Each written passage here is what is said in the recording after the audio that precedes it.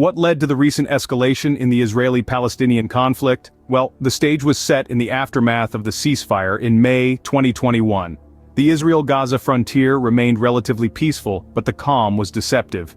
Violence was brewing in the West Bank, and in June 2022, a rocket was fired towards Ashkelon. Israel responded with airstrikes, accusing Hamas of the initial attack.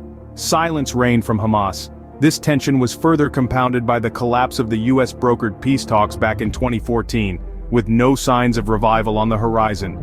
This sets the stage for the events that followed in the summer of 2022. So what happened next? Well, let's fast forward to August 2022, a time marked by major flare-ups. Israeli airstrikes rained down on Gaza, and in response, the Islamic Jihad group launched rockets into Israel. A significant turning point occurred when a senior Islamic Jihad commander was killed by Israeli forces.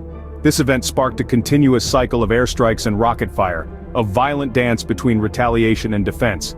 As the conflict grew, so did the death toll in Gaza, painting a grim picture of the human cost of war.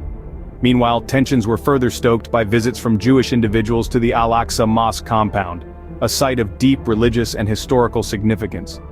This chain of events, the death of the commander, the airstrikes, the rocket fire, and the rising tensions at religious sites, all culminated in a severe escalation of the conflict.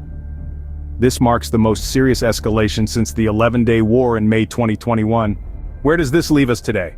We are in the aftermath of a violent weekend in August 2022, where the Israeli military targeted numerous sites in Gaza, and in retaliation, the Islamic Jihad group launched a barrage of rockets. The Israeli Iron Dome defense system boasted a 97% success rate in intercepting these rockets, but the death toll still rose. The Palestinian Authority presidency has called on the UN Security Council to respond, condemning Israel's military operation. Adding to the crisis, Gaza's power plant has shut down, causing electricity cuts and water treatment shutdowns.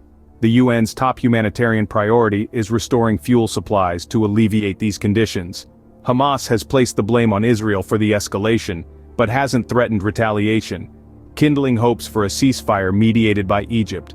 As the world watches, the hope for peace remains, despite the ongoing turbulence.